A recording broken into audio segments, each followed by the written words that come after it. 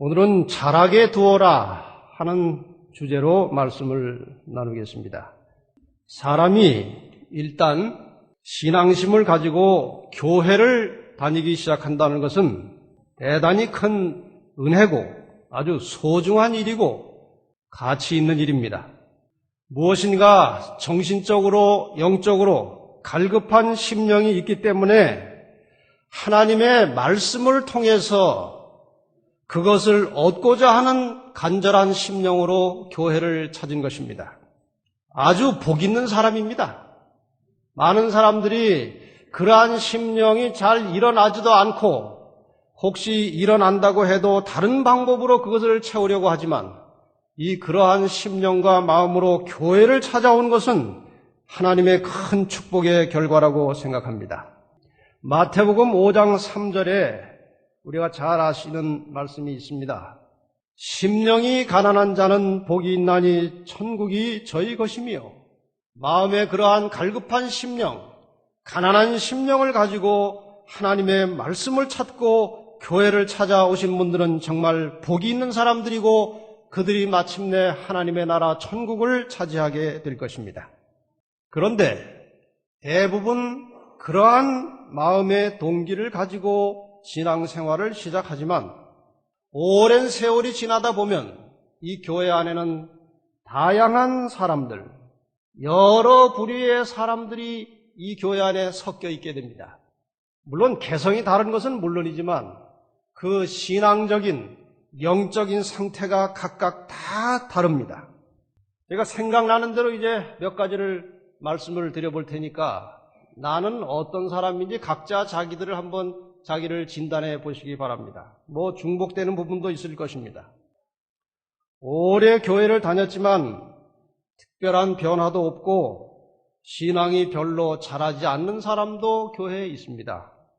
반면에 교회 출석을 시작한 지는 얼마 안 되지만 매우 신실하게 예배에 참석하고 충실하게 영적으로 성장해 가는 사람들이 있습니다. 항상 다른 사람들에게 기쁨을 주고 유익을 주는 사람이 있는 반면에 다른 사람에게 왠지 모르게 늘 부담을 주는 사람들도 교회 안에 있습니다. 있는지 없는지 잘 모를 정도로 조용히 다니는 사람들도 있습니다. 하나님의 말씀을 들으면 한 가지라도 실천해 보기 위해서 애쓰는 사람이 있고, 어떤 사람들은 말씀을 듣기는 하지만 그것이 마음이나 생활에 아무런 영향을 미치지 못하는 사람들도 있습니다. 교회는 열심히 다니는데 이 생활 속에 늘 걱정거리가 많고 생활이 항상 복잡하고 분주해서 신앙이 안 자라는 사람들이 또 있습니다. 처음에는 잘 믿다가 또 나중에 믿음이 식어진 사람들도 있습니다. 매사에 늘 감사하고 기뻐하고 긍정적인 사람들이 있는 반면에 항상 불평거리가 많고 또 그런 자기 마음을 다른 사람에게 이야기하는 사람들도 있습니다. 표현은 잘 안 하고 교회 일에 적극적으로 참여하진 않지만 내심으로 개인적으로 자기 신앙에 충실한 사람들도 있습니다. 하나님의 말씀을 아주 잘 깨닫고 쉽게 감동은 받지만 그것은 순간이고 여전히 말씀과는 무관하게 사는 사람들도 있습니다. 지각하지 않고 교회 출석을 아주 성실하게 하는 사람도 있고 어떤 사람들은 결석을 자주 하고 혹시 와도 지각해서 오는 사람들도 있습니다. 여러 종류의 아주 다양한 사람들이 모여서 각기 다른 형태로 다른 모습으로 신앙을 하고 있습니다. 그런데 예수님께서 이러한 여러 부류의 사람들을 네 가지로 분류하신 적도 있고 두 가지로 분류하신 적도 있습니다. 그런데 그 네 가지로 분류한 것도 결국 보면 두 가지입니다. 마태복음 13장에 나오는 비유를 살펴보겠습니다. 어느 날 예수님께서 갈릴리 바닷가 근처에 자리를 잡고 앉으셨습니다. 이 당시에는 예수님께서 가시는 곳마다 수많은 군중들이 같이 몰려다녔습니다. 역시 이번에도 그 갈릴리 바닷가 근처에 수많은 군중들이 예수님의 말씀을 듣기 위해서 또 그분의 치료를 받기 위해서 다 모여들었습니다. 그런데 그 주변 저 멀리 떨어진 곳에서 밭에 씨를 뿌리고 농사하는 사람들의 모습이 여기저기 보이고 있었습니다. 그 군중들도 그 농사하고 씨 뿌리는 사람을 볼 수 있었고 예수님도 그것을 보셨습니다. 그래서 예수님께서는 즉시로 그 씨 뿌리는 광경을 보면서 그 속에서 매우 깊은 진리를 찾아내서 백성들에게 가르치십니다. 농부가 씨를 뿌리면 그 씨가 떨어진 땅, 그 밭의 상태에 따라서 결과가 달라진다는 이야기입니다. 여기에서 예수님께서는 4가지 밭을 말씀하시는데 이 밭에 대해서는 제가 상당히 오래전에 토질개량이라고 하는 제목으로 이미 설교를 한 내용입니다. 그래서 여기에다 제가 많은 시간을 들이진 않겠습니다만 간단하게 소개하면 이렇게 4가지입니다. 첫째로 딱딱하게 굳어져 있는 길가에 떨어진 씨앗. 그 다음에 둘째로 흙으로 덮여 있긴 하지만 그 바로 밑에 돌짝들이 많이 있어서 흙의 깊이가 별로 깊지 않은 돌짝밭에 떨어진 씨앗. 또 한 가지 경우는 해가 별로 들지 않고 식물이 자라도 그냥 막혀버리는 가시떨기 밑에 떨어진 씨앗. 그리고 4번째는 흙이 아주 좋은 옥토에 떨어진 씨앗. 이렇게 4종류의 밭을 예수님께서 말씀하셨습니다. 근데 종류는 4종류지만 결국은 2종류입니다. 왜냐하면 먼저 말한 그 3종류의 밭은 상태는 서로 다르지만 결과는 똑같습니다. 결실하지 못한다는 겁니다. 자, 여기 각각에 대한 설명을 예수님께서 직접 하셨는데 그것을 풀어서 간단하게 말씀드리면 여기서 씨앗은 하나님의 말씀을 가리키는 것입니다. 길가는 사람의 마음 밭의 상태를 말합니다. 이 길가와 같은 마음 밭은 어떤 밭인가? 말씀을 들을 때에 진지함이 없는 사람들, 건성으로 말씀을 듣는 사람들. 2번째, 이 돌짝밭은 말씀을 아주 기쁨으로 받지만 그리고 말씀대로 살려고 결심은 하지만 그 말씀을 실천하면서 닥쳐오는 어떤 시련과 어려움이 오면 그 받았던 신앙을 즉시 포기해버리는 사람. 이 사람들이 이 돌짝밭과 같은 마음을 가진 사람들입니다. 3번째, 가시떨기. 말씀을 잘 받습니다. 말씀을 잘 듣습니다. 교회도 열심히 나옵니다. 그런데 세상 근심 걱정이 많고 사는 것이 너무 복잡해서 말씀에 열매가 맺히지 않는 사람들입니다. 이런 청중이 교회 안에 상당수가 있습니다. 하나님의 말씀을 좋아하고 하나님의 말씀을 잘 듣습니다. 열심히 있습니다. 그런데 너무 세상에 걸친 일들이 복잡하게 많아요. 갯돈 부을 게 한 4군데 되고 적금 통장이 6개쯤 되고 보험을 한 서너 개 또 들어가지고 그것도 매달 내야 되고 또 아이들 데리고 뭐 유치원 다녀야 되고 어디 학원 다녀야 되고 사는 게 굉장히 복잡해가지고 교회 오면 마음이 정돈되고 무언가 해보고 싶은 마음이 일어나지만 생활 현장에 돌아가면 너무 정신이 없어가지고 말씀의 열매가 맺히지 않는 사람들이 교회 안에 많이 있습니다. 그러나 여기 예수님께서 원하시는 마음밭은 4번째 밭입니다. 마태복음 13장 23절에 보면 좋은 땅에 뿌렸다는 것은 말씀을 듣고 깨닫는 자니 결실하여 혹 100배 혹 60배 혹 30배가 되느니라 하시더라. 하나님 말씀을 기쁨으로 받고 열심히 기도하고 모든 인간의 복잡한 생활을 정리하면서 우리의 심령을 하늘로 향하여 하나님께 도움을 구할 때에 우리의 삶에 놀라운 변화들이 일어나게 됩니다. 얼마가 지나고 나면은 가족들이 하나님을 발견하게 되고 또 얼마가 지나면은 그 친구들이 이웃들이 그리스도를 발견하게 되고 그 한 사람을 통해서 자신의 삶의 변화도 오지만 많은 영혼들이 그 변화된 모습을 보고 주님께로 찾아 나오는 것입니다.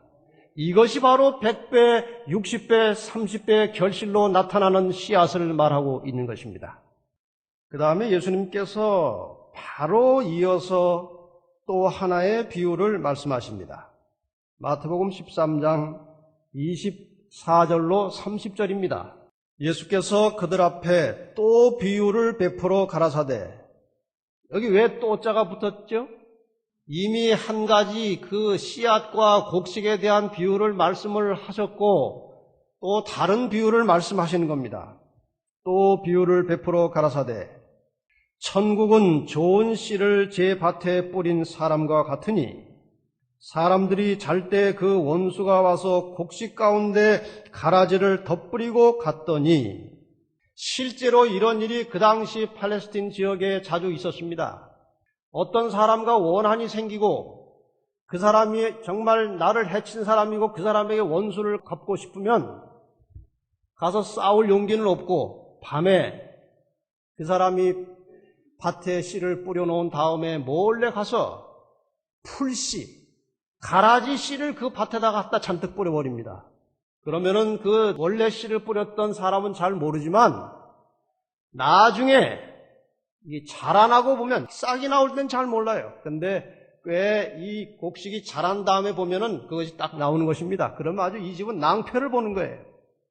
그렇게 원수 갚는 일이 그 당시 있었기 때문에 그걸 비유로 말씀을 하십니다. 원수가 와서 곡식 가운데 가라지를 덧뿌리고 갔더니 싹이 나고 결실할 때 뭐도 보입니까 이제? 원수가 뿌려놓은 가라지가 함께 곡식과 함께 보이는 겁니다. 집 주인의 종들이 와서 말하되, 주여, 주인이시여, 밭에 좋은 씨를 심지 아니하였나이까? 그러면 가라지가 어디서 생겼나이까? 종은 모르지만 주인은 압니다. 주인이 가로되, 원수가 이렇게 하였구나. 종들이 말하되, 그러면 우리가 가서 이것을 뽑기를 원하시나이까? 주인이 가로되, 가만두어라. 가라지를 뽑다가 곡식까지 뽑을까 염려하노라. 이 종과 주인의 대화가 대단히 인상적입니다. 주인이시여, 그러면 저 가라지를 빨리 뽑아내야 되지 않겠습니까? 그건 이 종의 충동적인 생각입니다. 그러나 이 주인은 지혜가 있고 경험이 있는 사람이기 때문에 가만두어라. 가라지 뽑다가 그 가라지 옆에 충실하게 자라는 곡식까지 뽑힐지 모르니 가만두어라. 30절, 둘 다 추수 때까지 함께 자라게 두어라. 추수 때에 내가 추수꾼들에게 말하기를, 가라지는 먼저 거두어 불사르게 단으로 묶고 곡식은 모아 내 곡간에 넣으라 하리라. 자, 내가 이제 알았으니 너희들은 염려 말고 가만히 있어라. 추수 때의 가라지를 내가 적절하게 처리하겠다.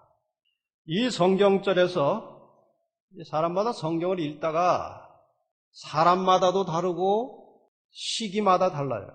제가 그 전에 이 성경절을 읽을 때는 그 글자가 그렇게 크게 보이지 않았는데, 얼마 전에 제가 이 말씀을 읽다가 제 눈에 크게 들어온 글자는 자라게 두어라, 그겁니다. 그 다음에 다시 한번 또 제 눈에 뜨인 글자는 가만두어라, 그거예요. 그래서 이 시간에 간단하게 가만두어라고 하는 말과 자라게 두어라고 하는 말을 좀 생각을 해보려고 합니다. 아까 말씀드린 대로 교회 안에 다양한 사람들이 모여 있습니다. 하나님을 믿으면서도 하나님의 뜻에 너무 어긋나게 사는 사람들도 교회 안에 있습니다. 하나님의 뜻과 어떻게 되는지는 잘 모르지만 나와는 정말 맞지 않는 사람들도 교회 안에 있습니다. 그러한 사람들에 대해서 우리는 종종 불평하고 분노합니다. 저 사람은 교회에 나오지 않았으면 좋겠다. 그때 우리에게 그러한 마음이 생길 때, 그러한 말을 하게 될 때에 예수님께서 우리에게 하시는 말씀은 가만두어라. 간섭하지 말고, 분노하지 말고, 불평하지 말고 가만두어라. 아마 다른 말을 덧붙인다면 지금 그 사람이 너를 단련시키고 있는 것이다. 여러분, 사람이 그냥 평온한 상태에서 가만히 있을 때에는 자기 자신이 어떤 사람인지 잘 모릅니다. 근데 어떤 상황과 조건을 만나면 본색이 나옵니다. 많은 사람들이 운동할 때의 본색이 나옵니다. 그리고 함께 며칠간 여행을 해보면 본색이 나옵니다. 살아보면 본색이 나옵니다. 그런데 그냥 교회 와서 경건하게 예배드리는 모양만 봐가지고는 그 사람을 잘 몰라요. 우리 옆에 나를 불쾌하게 하고 나를 분노하게 하고 나에게 불평의 말이 나오게 하는 사람들이 있다면 그 사람이 내 본색이 어떤 것인지를 들추어내는 것이고 하나님께서 그런 사람들을 통해서 나를 단련하고 계신다는 사실을 깊이 생각하시기를 바랍니다. 전도서 11장 6절에 보면 너는 아침에 씨를 뿌리고 저녁에도 손을 거두지 말라. 이것이 잘 될는지 저것이 잘 될는지 혹 둘이 다 잘 될는지 알지 못함이니라. 여러분 아마 나중에 천국에 가면 참 놀라운 일들이 벌어져 있을 것입니다. 내가 교회에서 볼 때 정말 경건하고 정말 좋은 사람이라고 생각하던 사람이 천국에 오지 못한 사람도 있을 것이고 저런 사람은 정말 하나님께서 안 받으실 것이다 하고 생각하던 사람들이 천국에 있을 수도 있어요. 누가 잘 될는지 누가 그 동기와 양심이 깨끗한지 사람은 아무도 모릅니다. 하나님만이 아십니다. 그러므로 주변에 나를 불쾌하게 하고 불평하게 하는 좋지 않은 사람들처럼 보이는 사람들이 있으면 주님의 말씀을 기억하시기 바랍니다. 가만두어라. 가만두어라.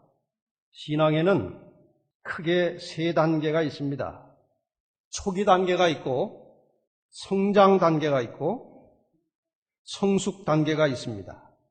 근데 우리가 좀 깊이 생각해야 할 한 가지 중요한 문제는 교회를 계속 출석하고 신앙을 하면서도 세속의 정신, 사탄의 정신으로 지배를 받는 사람들이 있습니다.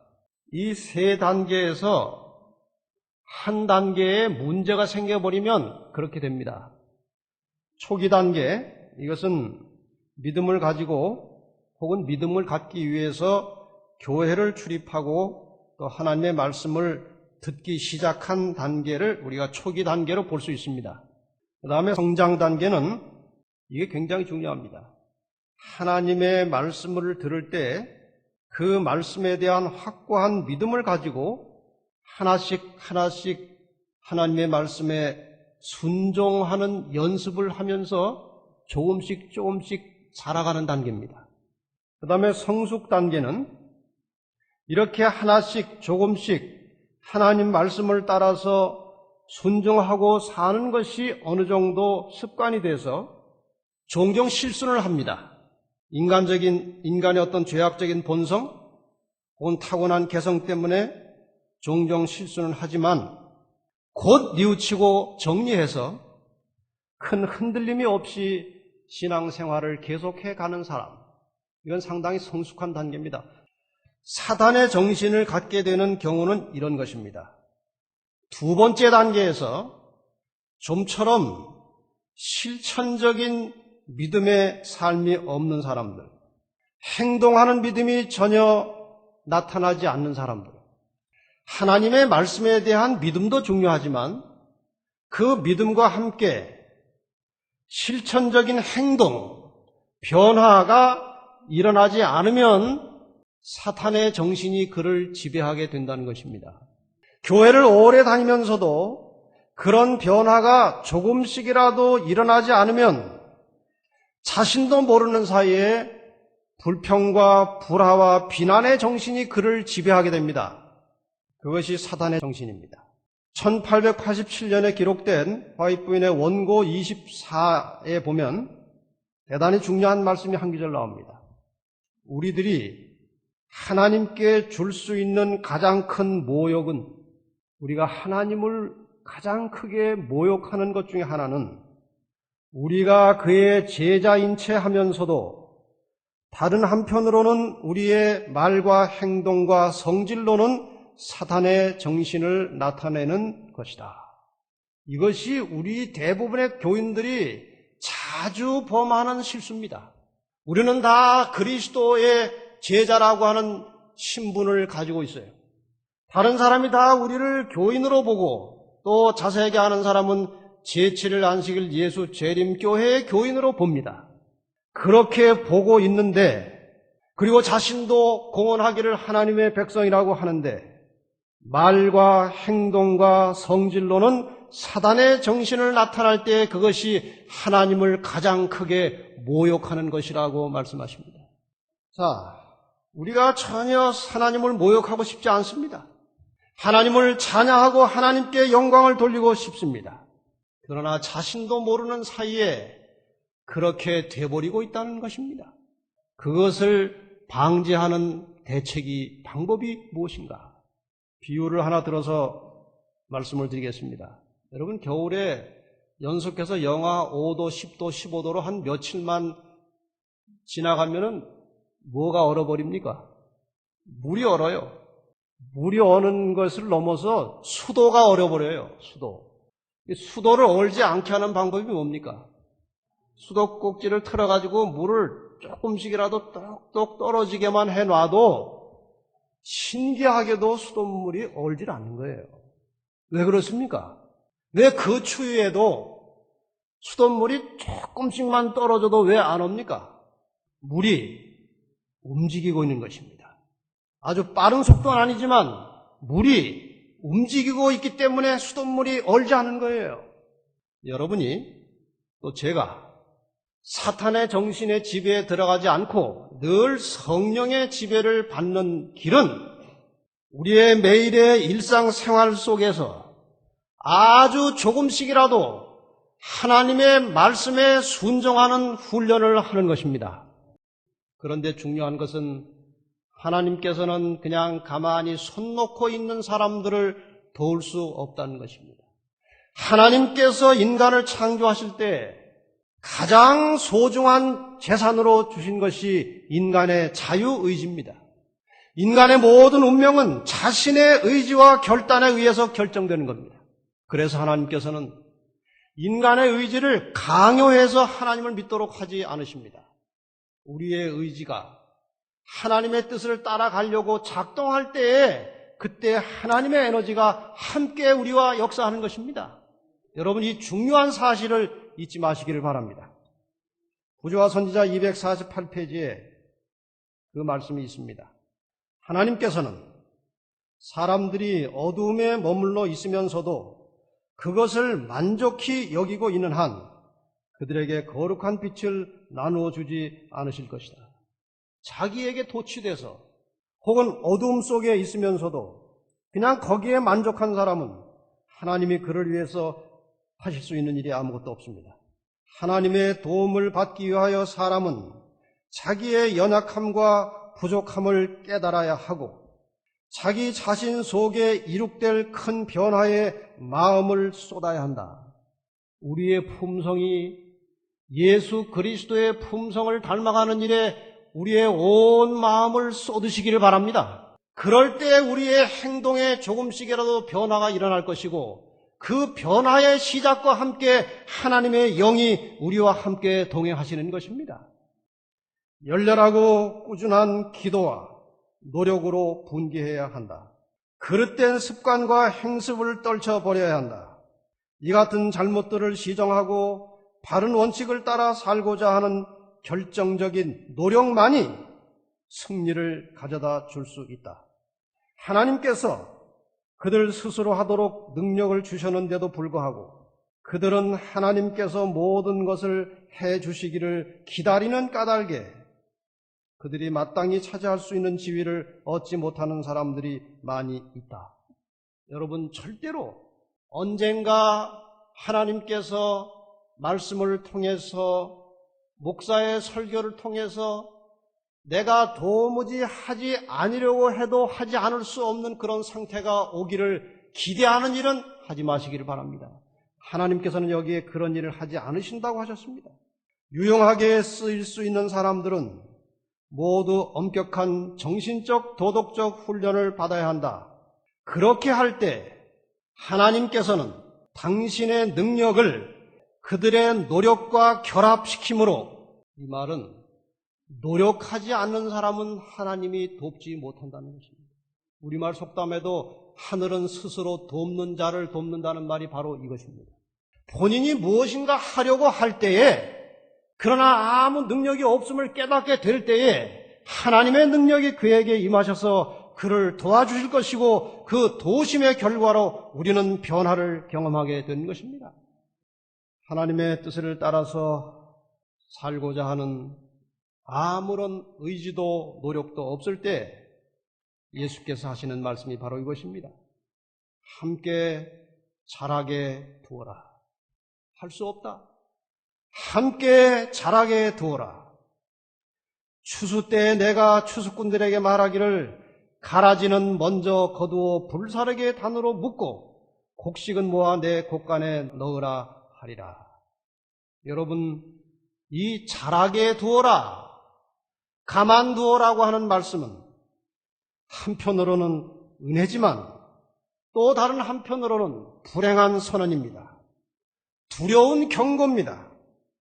여러분과 제가 지금 교회 안에 머물러서 하나님의 말씀을 들으면서 사는 것은 매우 값지고 귀한 하나님의 은혜입니다.